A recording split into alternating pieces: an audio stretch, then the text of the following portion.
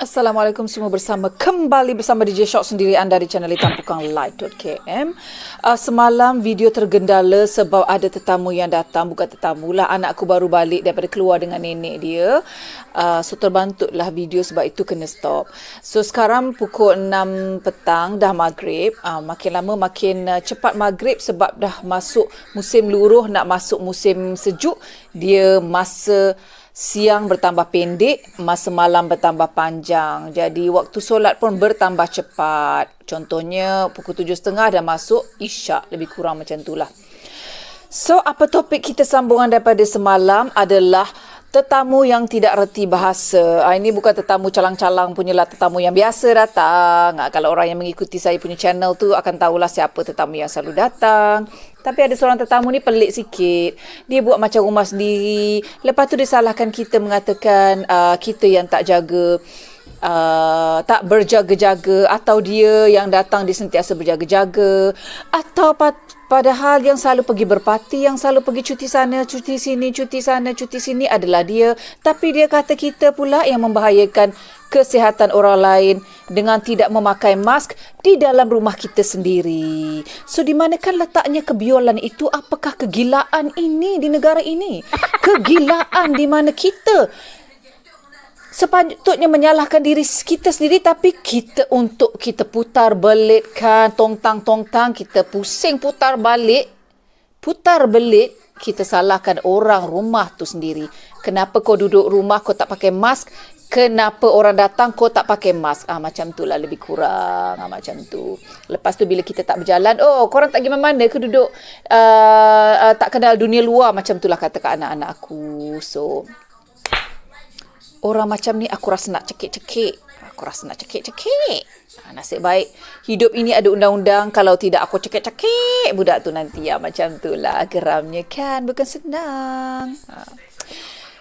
Jadi apa yang saya nak cakap, wahai adik-adik sekalian, wahai jelitawan-jelitawan sekalian, lesson number 1, note this down. Jangan kahwin dengan duda yang ada anak. Lesson number 2, kalau boleh jangan kahwin duda yang ada anak dan ada emaknya masih belum kiok.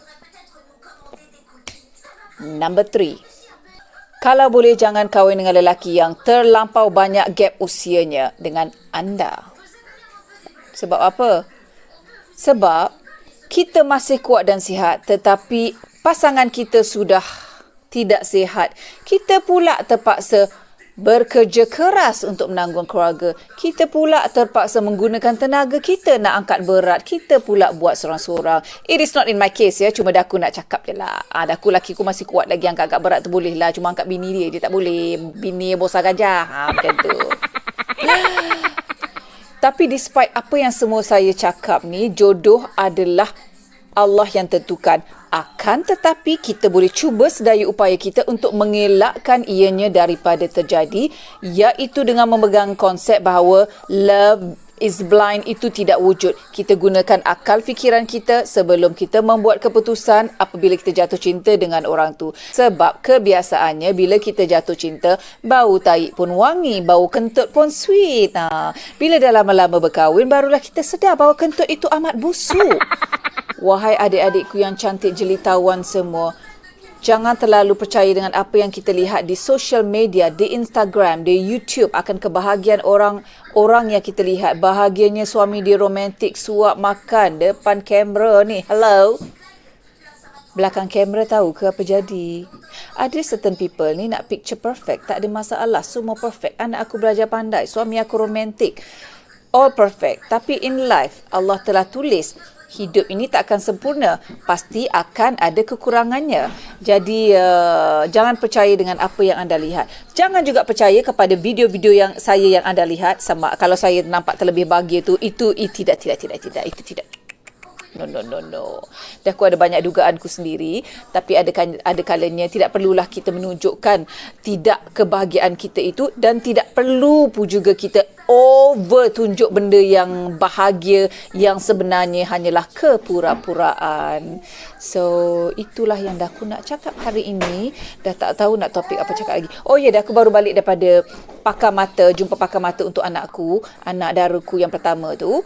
Sebab dia hari tu komplain masa dalam kelas, dia macam mata dia blur, lepas tu dia selalu sakit kepala. So apparently bila check tadi memang ada problem dengan mata dia, tapi taklah teruk. Cuma dia perlukan dinamakannya spek rehat. Spek rehat tu maknanya doktor tu cakap bila dia nak membaca, bila nak buat kerja sekolah ke atau depan PC ke, dia kena pakai spek mata tu. So despite kalau dia dah pakai spek tu, dia masih sakit kepala, dia kena jumpa pakar lain untuk buat exercise mata. Macam-macam kau nak suruh aku bayar exercise mata, pakar mata itu ini pula, kau suruh aku pergi bawa anak aku ya.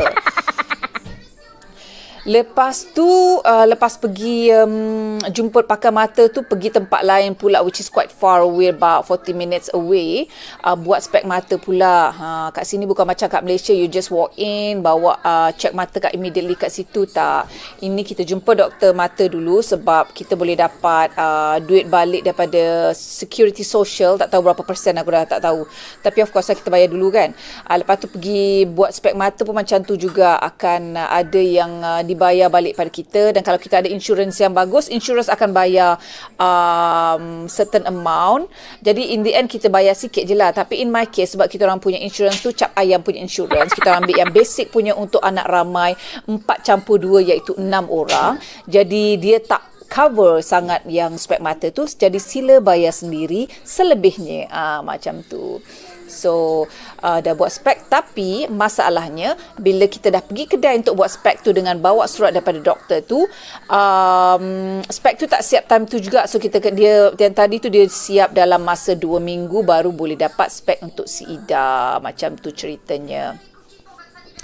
Dan hari ini adalah hari pertama MCO. Kita orang dah siap tulis online surat kebenaran keluar dan motif-motifnya dengan bawa Cik Syifa lagi, sebab tak ada orang nak jaga dia, dan Adam kena study kat rumah.